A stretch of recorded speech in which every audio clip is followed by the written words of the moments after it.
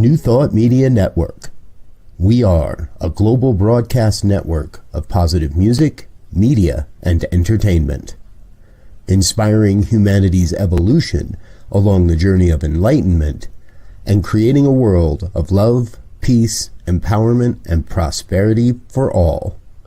New Thought Media Network. Positively inspiring. Hi there. Good afternoon. Good morning. Whatever time you're watching this, I hope this is the best moment of the day for you.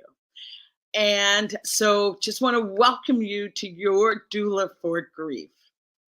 Yes. Hi, my name's Bonnie Gonzalez, and I am a registered nurse, a grief coach, a religious science practitioner, and a licensed soul collage facilitator, all rolled in one. So just welcoming you to the show today. If this is your first time, I say welcome. And if you're returning, I'm truly honored to have you back. So please feel free to just make this time your own, and just really absorb the information. Oh, I love the expression, take what you need and leave the rest. So what I am doing every time that I have the opportunity or are gifted with the time to present this program, my heart's desire is that we just move the needle on discussing grief. You know, loss is what we experience, and grief is what we feel. You know, loss can be, so many things. Of course, yes. Of course, death. There's nothing that will trump that loss.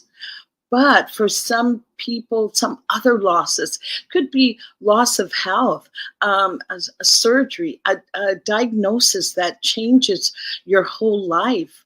Loss is defined by an experience that changes your life, and you can't go back to the way it was before. So relationship losses, job losses, even losses of a hope or a dream, that can put you into grief. And grief is what, as I said, is what we feel. Could be sadness, could be anger, anxiety, fuzziness, or fuzziness, more like foggy thinking, that you really just can't think clearly. So those are just some of the emotions that come up from loss. Those are the emotions that are our grief points. I'll call it that, our grief points. And so just want to be able to start talking about grief freely, knowing that grief is a part of the human experience. It's a vital part of our human experience. And when we can lean into grief, and when I say lean in, what I mean by that is to say, allow yourself to be with that discomfort, to feel that discomfort. And I don't want to talk too much about this until I get my special guest out here. But what I want to do today, and for the next 3 or 4 weeks, have this discussion around holiday grief. And let's get prepared. I don't know about you, but I can't believe that it's already December. And the holidays for us Americans, really, I'll say starts back with Halloween. You get Halloween. We just had a big celebration of Thanksgiving. And now we've got Hanukkah coming up. We've got Christmas, we've got Kwanzaa, we've got New Year's Eve, we've got New Year's. This is a really compressed time for all of us and can be very stressful times. So I want to discuss that. one more thing before we move into getting our guests out that I wanted to say about grief is that grief needs to be heard. Grief needs to be validated. So know that. And if you're grieving, I just ask that you find people that can hear you, or one person that can hear you. And if you're not grieving yourself, if you know someone who has experienced a loss, be that listening partner for them. So with that said, I just can't wait to really jump into our conversation today. As I said, continuing the theme of holiday grief. Let's get prepared. So my special guest today is Robyn Rice Olmstead. And she's also a religious science practitioner. I'll tell you just a little bit about her.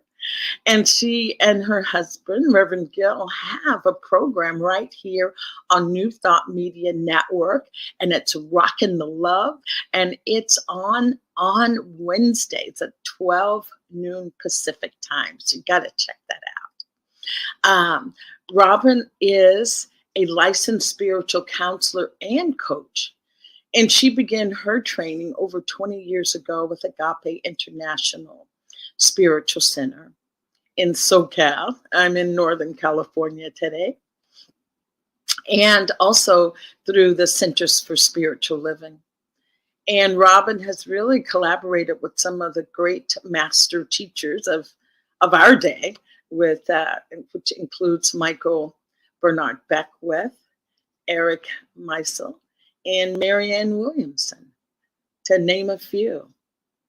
Robyn enjoys working with youth and adults, providing a space for deepening self-awareness and personal growth. She feels that it's an honor to witness and usher in transformation.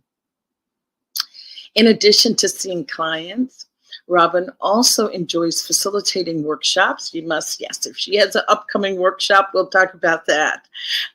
Also enjoys facilitating workshops and public speaking. And she says that she specializes in teaching a variety of topics that lead people to better understanding of self and celebration of life, from empowerment to diversity to spiritual awareness. She also enjoys acting and doing voiceovers, and she loves to travel. So help me welcome to our show today, Robyn Rice Olmstead. And we'll be just sharing. Oh, Robyn, thank you. Thank you for being here today. I'm just so honored. Thank you for asking. Yes. Wow, Robyn, this holiday grief, or the holiday, is a big deal for all of us. And just want to ask you, how do you hold the special time? It's an interesting question, because I think it shifts throughout the years. There's different levels. Like I was listening to you talk about it, and I was thinking, there's something interesting. I know we all have our favorite seasons, but there's something interesting about like going into the season, because I think that there is more what's the words I'm looking for? Like, not responsibility, but there's more things going on about what one should do or how it should be. And there's so many holidays packed together that you're supposed to celebrate and do certain things with and be with family, that it's different than, like, if you like spring or you like summer. Right. You touch on a really, really good point here, Robyn, when you talk about this time of the year. There are so many unspoken expectations that you live up to, that you follow through, that you, it's like, what is of the term I'm thinking is mandatory enjoyment, when maybe when maybe that's not true. Right. And mandatory participation. Like, this is when you see your family. This is when you dress up like this. This is when there's a lot of rules. Right. That said, I love this time of year. I love like the fall, winter. I love the holidays. Yes. And that doesn't necessarily mean they've been, like the most loving times. It's just that for me, there is that illusion that it will be. I always think like Christmas is going to look like that Norman Rockwell painting. Like, we'll all be in our matching pajamas with the cocoa, and everybody will be happy, and So I don't know. There's something about like living into like the illusion or the vision of what you think it should be as well, I think. Right. And I feel too that a part of this whole illusion that you're saying, and I live under that as well, wanting certain things to happen. But the fact is that we don't talk about the disillusionment or the disenchantment that happens. And I think for me, having that awareness, being able to dialogue or talk to someone about it can truly help. Everything starts with awareness, just being aware that this is not always, I mean, it can be fantastic. You can have the best time ever, but it's not always that way. So in getting prepared for that can be truly vital or instrumental. Yes, I agree totally with what you're saying. And I just want to add to that it's also vital because I think each time we talk it through, we get more awareness or understanding of what we want or what we need or what we expected or what we didn't get or what we've lost, whatever the whatever it is, but it allows it also to lose its power a little bit. I'll share this for I was a single parent with 4 kids, and it was just Christmas was always a big time, but I found myself being so stressed around Christmas that I really couldn't even enjoy it. I almost found myself being angry that Christmas was coming. And I started to look at why. And for me, it was a financial situation. Just because it was Christmas, I did not get an extra paycheck or a bonus or anything that came in. And so I thought, well, wow, okay, what else can I do? So here's what I did. I made a pact with my kids. I said, it's Christmas, but mommy doesn't get extra money because it's Christmas. So why don't we do this? Whenever you want something, I'll go buy it. And they, like a bicycle in June? It's like, yeah, a bicycle in June. Roller skates in September? It's like, yes, whenever you want something, I'll buy it. It's easier to buy one thing here versus 12 things at once. And they really embraced that. And we started having our Christmas would be going out to the movies and having a great meal. And so that really helped me just de-stress, or I didn't have that angst that would happen with Christmas. But I think what you're saying is key. I think because you're recreating tradition. Yes. You're not ignoring the void. You're filling it in with something else, and you're making it your own. And that I think that's the key is acknowledging and not just letting it go by. Yes. I know sometimes I find myself in a place of going, it's the holidays again, and it's like, I don't want to feel that way because really what I feel is like, yay, it's the holidays. And even though I may not be able to be in the kitchen baking cookies for all my friends and having that time, it's like if I can go do exactly what you said and go, well, what can I do? What if I invited my friends over all for one day and we all made cookies or whatever? Yes. And making that, I love making a new tradition, or this, Robyn, trying something new to see if it works. If it doesn't work, okay, you don't ever have to do it again. Right. But to try something new. Yeah. And I mean, geez, Bonnie, that was incredibly brave of you to tell 4 kids whenever you want something, we'll just go buy it. Yeah. You don't live in my house. We would be really broke. I mean, that's amazing. And I mean, but that's good because they learned, it sounds like they learned to decipher what they really wanted or what they wanted to ask for. Well, Robyn, here's how I say that now.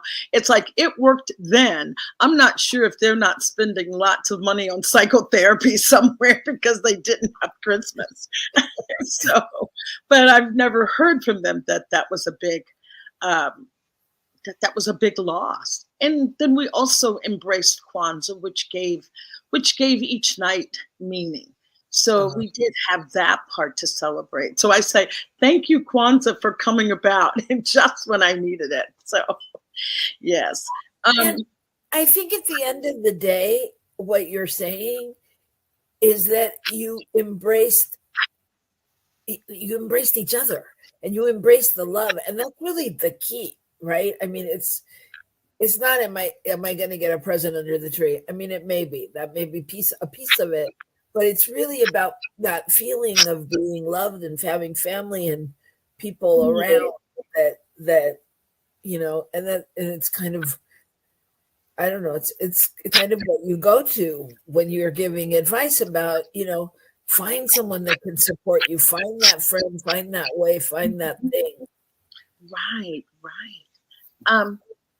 And I was going to also mention, Robyn, I don't know if, and so many people have this, that they're in their family gatherings. There's so much family dynamic, what's the word that I want to use? It's not always harmonious. Right. And lots of times that can put people in an emotional state of, agitation, irritation. I don't want to go and be with Uncle Bobby because he always says the wrong things, or Aunt Sally drinks too much. Those kinds of things come up as well that are not always discussed beforehand. Any experiences with that, Robyn? Not everybody has that, but I'm just wondering. I didn't have any of those serious, like, Uncle Joe's gonna get sloppy and whatever. However, there was just the family dynamics. You knew who was going to talk about what or what was going to be brought up. And I was thinking, as you were saying that, I was just likening it to life itself and not only the holiday seasons. And I don't know, my big thing right now is really just amping up the positive and releasing the negative. I'm thinking about Michelle Obama when they go low, we go high. And I'm thinking, like, how much of that situation could we really change if we didn't preamble our conversation to be, oh, this is going to happen. This is going to happen to you. Here we go again. It's like, how can we go into it and love Uncle Joe or and move past Uncle Joe or give Uncle Joe club soda, whatever we need to do, to really shift the situation. Yeah. What I've been doing lately, and I know this is not a psychotherapy session, but I've been asking myself lately, why am I so judgmental around those things? Why am I so judgmental of someone else's behavior? Why? It's allowing me to say, ooh, it's always an inside job. It's always an inside job when things really start to cause you angst around the happening of it. It's like, why am I so judgmental around that person or that situation? Another thing too, Robyn, I feel that can help us navigate the holidays is something radical self-care. How does that fit into your schedule? Do you schedule in that kind of self-care? Yeah. That's a major question. Mm-hmm. It is a major question. Are you asking me personally? Well, we can just get personal, or we can be general. I love it when we speak from our personal experiences, because that is our truth. That is our truth. I was just going to say, I think that radical self-care is something that it really, I'm going to go out here on a limb, but I think it really takes courage to step into that. I think that it's, it's not just like, I don't, anyway, for me, it can't just be anymore like, oh, I got a massage, because I'll get a massage and then go back to doing my work. Exactly. Or going back to being tense again. Yeah. And so it's just like, okay, check, but it doesn't really, continue the pattern. So it's like, how do I break the pattern? How do I break the pattern? How do I make it, how do I change it? And I was thinking when you were talking about this holiday season for me, because my husband and I are living apart right now just because of his job.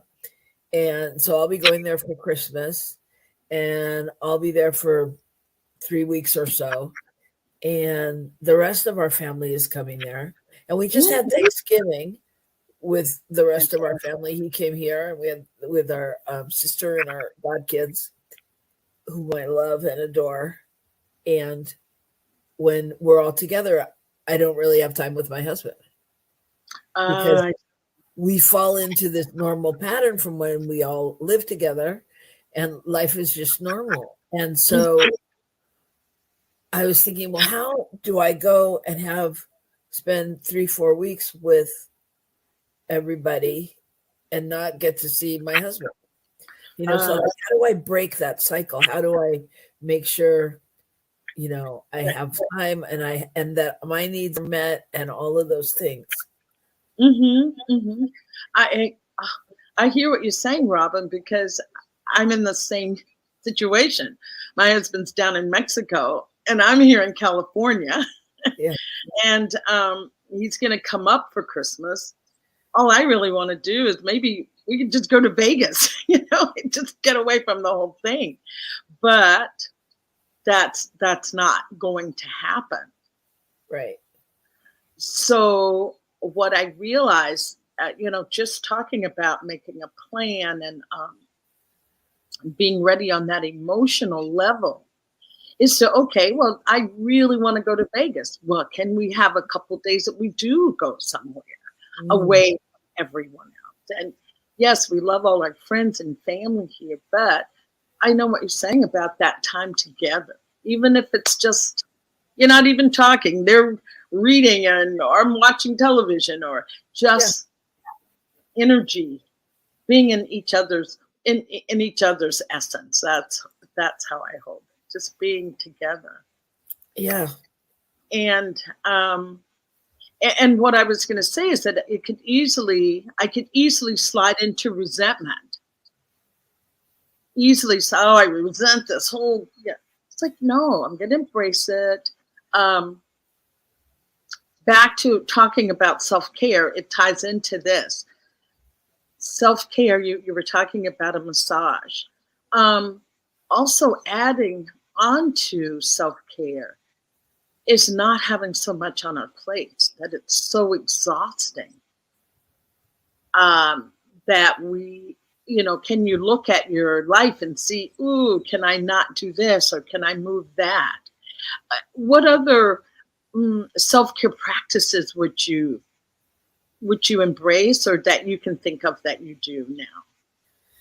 Well, again, speaking about this particular year and this where I am now, I think what I'm constantly reminded of is being able to just speak up and even say what I need.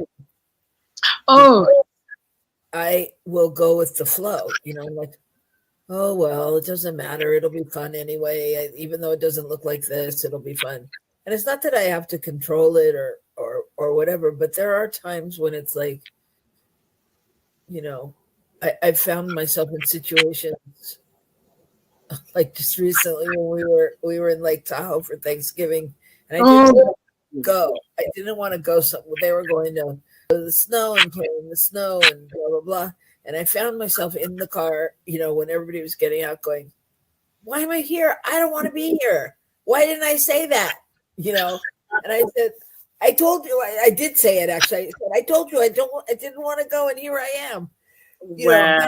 It's like, but sticking with it, because I go, oh, but I'll just go because everybody wants me to go, and this will happen. Oh, it's okay, And so I don't compromise. It's like if you're feeling something, or if there's something you need, be willing to stand in that place and stick up for it. Try it. If it doesn't, you can make another choice. But I think it's really important to honor what we know or what we feel. Yes. That is, wow, Robyn, thank you so much for sharing that. I myself know firsthand, personally, of being in situations that you've said, I don't want to do this, but here you are, because I think I lived too a lot from fear of missing out. The fear of missing out. Oh, if I don't go, they're going to have so much fun and they're going to come back and tell me, and I'll just be so disappointed. But I love what you're saying. It's easier. I'll just go. It's okay. I'll just do it. Yeah. Robyn, here's mine. As I'm maturing, I'm thinking, oh, but I may not be alive next year. I better go. Something may happen. We've had so many losses in our family that's a reality. Right. But it does not have to drive my decisions, like right now, putting me in situations that I'm really not happy with. And I too have been on the other side, but I've learned this. Start to respect what other people are feeling around doing an activity. In the past, I've been like the Bonnie, oh, come on, you got to go. Oh, come on, my gosh, you're always in the house. Come on and go. You didn't go. And the person comes and they're miserable. They just kind of like rain this whole negativity over the whole event. That at one event, someone asked me, why did you even bother to bring her? It's like, because I thought she needed it. So that's just saying, honor yourself, also honor the other person. And yeah, absolutely. Yes. And not dragging them along. And you talked about grief points. And I think if you're really doing the work, wanting to get through, wanting to release something for good, not just for the season and then come back to it the next season. I love what you were saying about grief points. And like, I think, if we can sit with a grief point, or if we find the grief point, really being able to figure out, some kind of release or healing or forgiveness around it, or letting go of the expectation, whatever that is, But I like that because I think all of it has a grief point, you know, like you said, I'm going to miss out on this, whatever Yeah. that is. It's like, you know, Whatever you that thing is. yeah. And I feel this is really wonderful, Robyn. This conversation is wonderful because how many people can you have this conversation with? Who can you really talk to? Or not only that, is there a space that's made for this type of conversation at this particular time of the year? And I'm just loving it. I'm just loving it because I think by us having this conversation, it encourages others to also have that conversation. And I did want to touch on some other points of moving through the holiday, moving through some activities and events. Is there anything coming up that you're either looking forward to or not looking forward to?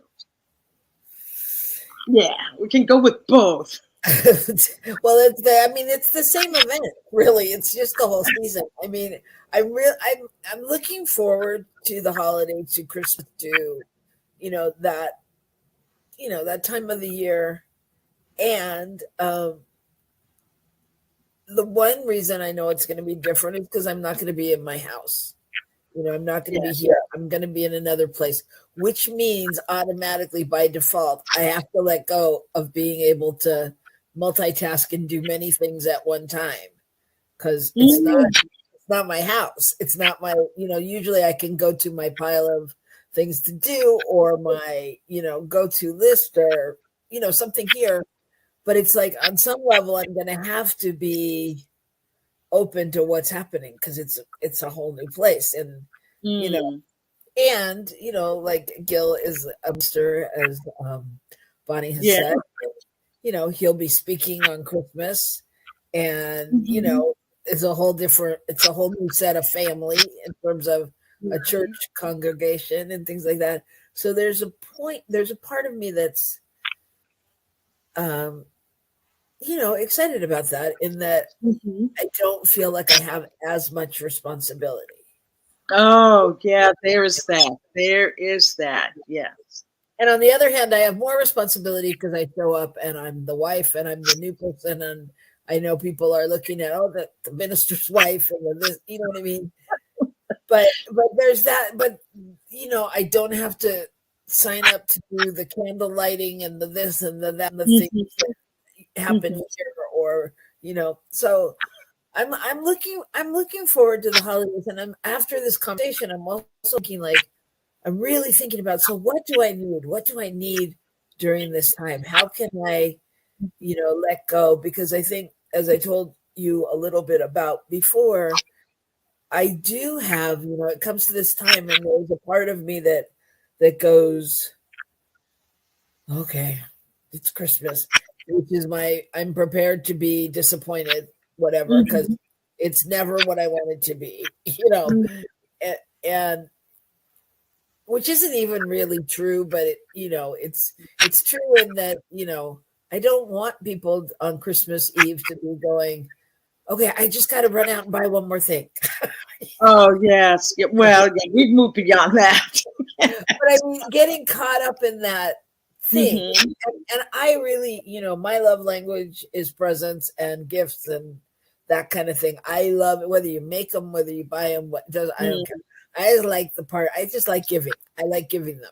It's not that I necessarily have to receive them. I just like it. And so sometimes it just feels out of whack. So I'm looking forward to really asking the question, what do I need and how can I make that work and not walk away from the season wishing it, had happened a different way or thanking God that it's, 350 days away again. Right, Robyn. I was going to say, back to, not being in your own environment. at Christmas is, for me, a little unusual because I can't really do whatever it is I want to do, I feel like. I mean, if I was in Mexico and I could just, lay out on the sofa if that's all I wanted to do, or walk outside and sit at the park if that's what I wanted to do. But here, being with family, there's a different expectation.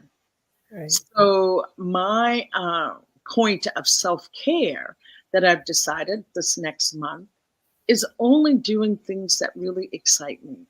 Only doing things that really excite me. And that has given me a sense of relief, a sense of space around activities.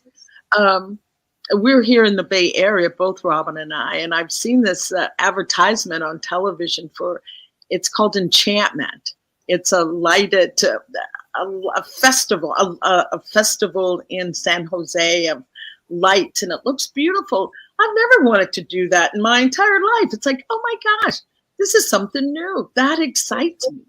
So I just offer that to people. Find something that excites you to be involved with for the holiday. Yeah. Oh, sorry. Oh, no. Please go, and then I'll bring my point back. I'll come back. Because I was going to say, to your point, and, when you said, you can't go out to the park, or you can't lay on the couch because you want to, there's a part of me that goes, is that the truth? Mm-hmm. What if you did? What if you, go, I'm going to the park? Or what if you said, let's all go to the park? And it's kind of creating that new tradition. I mean, I think there's balance in all of it. What a person will know what is right for them to do or to try, but I mean, how fabulous to say, I'm gonna go see the lights. Let's go see the lights. Mm-hmm. And like you said, you begin to create new traditions and new possibilities. Yes. And this is in creating a new tradition. My mother's birthday was on Christmas Day. Wow. And my mom died 5 years ago. That every year has been a new creation. Every year has been creating something new, or I was going to say trying to find our way without that being the focal point of my mom. The first thing you do on Christmas Day, you had to call her right away, and you could not say Merry Christmas. You had to say Happy Birthday first, and then move into Merry Christmas. And you had to have 2 gifts, not 1, but 2. She felt so cheated and so robbed that she was born on Christmas Day. And, I can laugh now about it. But as we approach, even just starting to think about it, it's, some sadness that comes with that, some deep sadness that she won't be here. So finding ways to still honor her on her birthday. And so I said, what I could do is to celebrate a birthday. I don't even have to tie Christmas into it. I could just say, oh, it's my mom's birthday, and that's our celebration. So, and I know there will be so many people out there that will be grieving and lonely for their loved one. So, do you have any family members that you're remembering more at this time of the year? Or is that not a truth for you? No, I do. I miss my parents. Mm-hmm. And I have a sister that passed. Yeah, it is. I mean, it's always, there's a part of it that lives as a what was and what has been. And there's a part of it that lives in what would be, if everyone's here, if we were all together, and all of that, what it would look like. And mm-hmm. Yeah, I mean, there's definite sadness, mm-hmm. And sadness for some families that we don't talk to. Not even those that are gone, but those that aren't, I know, that aren't physically around because they're not in the same, we're just not in sync right now. Or, I think, other family that, like our other kids that are grown and with their own kids and doing their own thing. And, there's a loss of all of that. I think it's, as brilliant a time as it is, it's like it seems to somehow bring up what's missing. Yes, and that's not a bad thing. That's not a bad thing at all. That can really be an insight into some other aspects of even yourself or that relationship, to really be allowed to give it some energy and really think it through. I have a couple people that I would love to have at Christmas dinner, but that's not going to happen. Right. And just loving them. I called it loving them, sending them light, love. It allows me to even evaluate the relationship. Right. And for me, just bringing my attention to it. Sometimes it's all that's needed, just that awareness. Sometimes the not acknowledging what's really going, I'm not going to think about that. I'm not going to go there. For me, that can be even more stressful than just giving it its space and place. Letting it have, letting it have the microphone for a minute. I love that. Let it have the microphone and speak. You'll just... you'll be surprised as to what can come up, what insights you can have when you allow that to happen. A lot of things happen from suppressing it so much. A lot of the tension. Yeah, I think that's I think it's brilliant to really acknowledge it. And I know that we as metaphysicians and spiritual people, we have, we go to prayer and we go to meditation and we do all that and journaling and I think it's really a great to create a ritual like we've talked about, and really sit and hold the vision. Be the first thing that came up for me was what we call visioning. But really going to holding that vision and naming our people and just sending them love and blessing them, like you're saying. Yes. Yeah, I think that is I think it's a way of being connected, even when we feel disconnected. Yes. And what does connection look like? It's not necessarily always physically being together. So what does connection really look like? That's a question that you can just ponder and be with. What does that look like and feel like for you? I always say paint the picture for you, though, with your truth. Before the show, Robyn, I was asking you about some questions that we could try on. So what I'll do, if that's okay with you, I'd love for you to just take a situation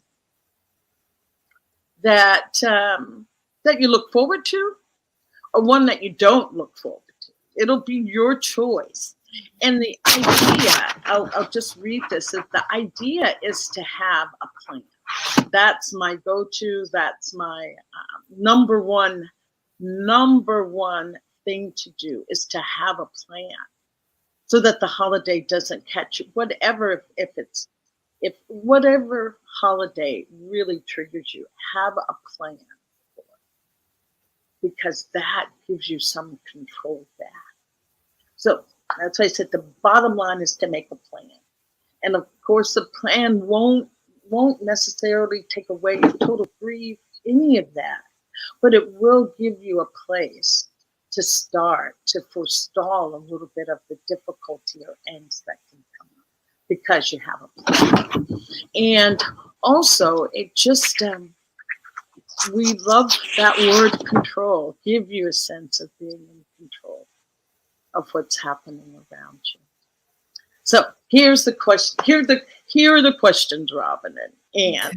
Okay, the first one is, okay, this year I will miss. This year I will miss.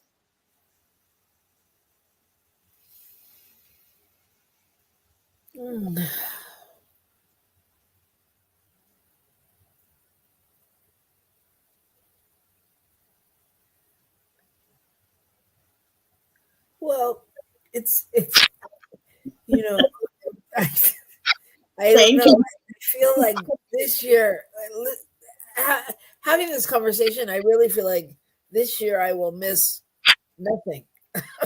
Oh, what? I feel like it's a declaration because I've just gotten these tools, and I don't mean to, I'm not trying to poo-poo anyone's grief or anything, but I feel like even just this little bit of conversation makes me feel like I really can shift things if I need to. Mm-hmm. I was thinking, well, what will I miss not being at home? Da, da, da, da. And I was like, not really. I don't have to. Yes. It doesn't be that way. So I feel like this year I will miss nothing. Okay, great then. Okay, so this year I fear. Is there anything you fear? This year I fear. I fear that my time. Well, I was going to say that my time away won't be enough with my husband, and then that made me think of money, and then I went to my fear of like, oh, I won't be working here. So the momentary fear was that somehow the finances would be affected because I'd be gone longer. Right.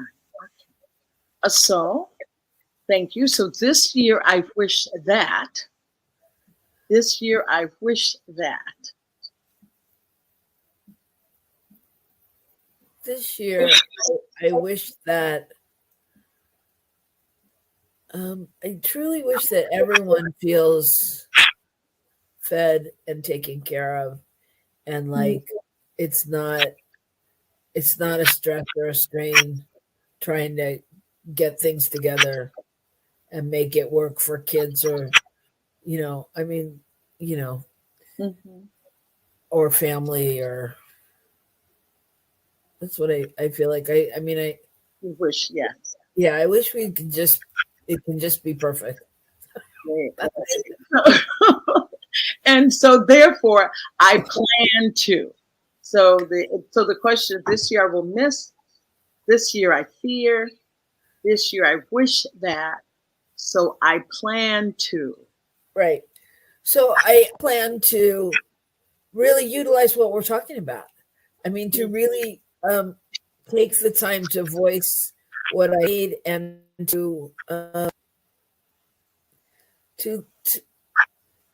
look at how to get it without coming from a space of, well, and for lack of a better word, I'm going to say a martyr space, like, oh, nobody knows what I need, because there's, I'm still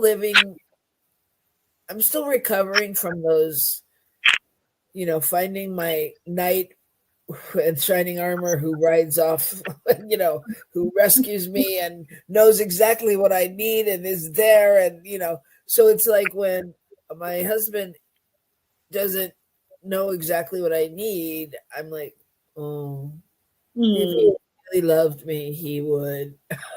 If he really knew me, la, la, la, which I know isn't necessarily true, but it's like that feeling of when you just want someone to know, you just want someone to get it. And so I think my goal is to try to not live from that space and really make sure that I'm on some level, making it known what I need.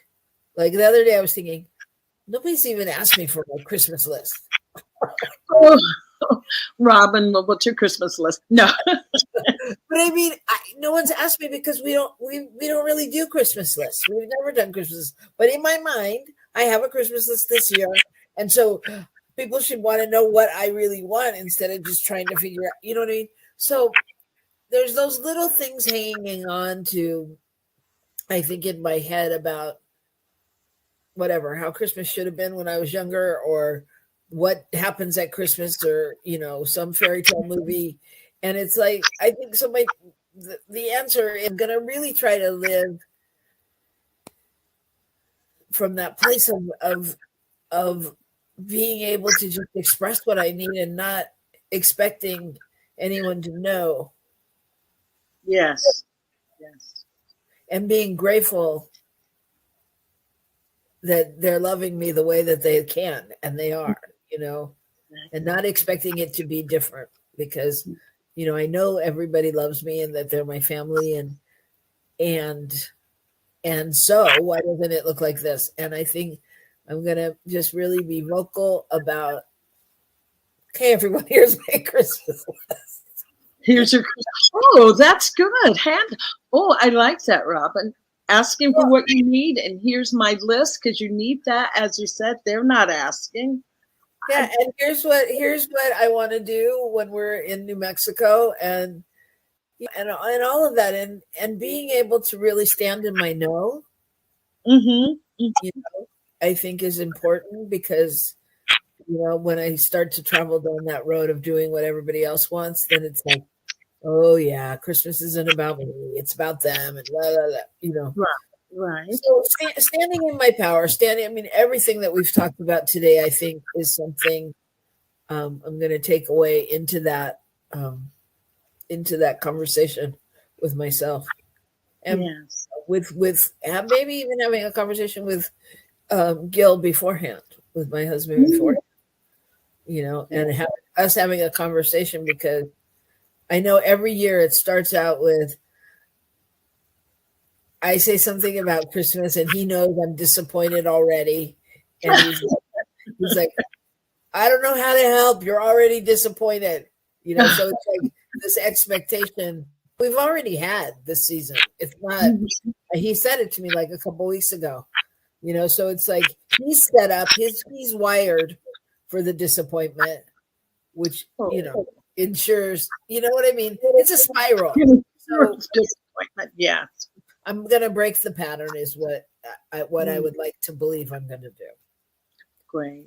Oh, Robyn. Wow. You're just causing me to think, you know what? I'll do this exercise as well, so that you can hear, or people can hear how it flows from me and from you.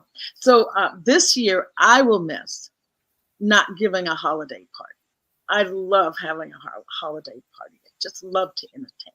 So this year I will miss that. This year I fear nothing. When I think about it, I fear nothing. Or maybe I'll phrase it this way. This year I fear that I can't even say that. I'll say what I was going to say, but it's not true. This year, I fear that I will give myself away to please others, that I will do things that I have no desire to do because I want to make sure everybody's happy. But I'm glad I'm saying it, because it's allowing me to see the truth of that statement. And, this year, I wish that I could wake up and it was January 2nd. So I plan to only do those things that bring me joy. So, only things that bring me joy. And so I so appreciate you, Robyn, for being so vulnerable to answer those questions on the spot like this, and just gives me permission to speak my truth as well.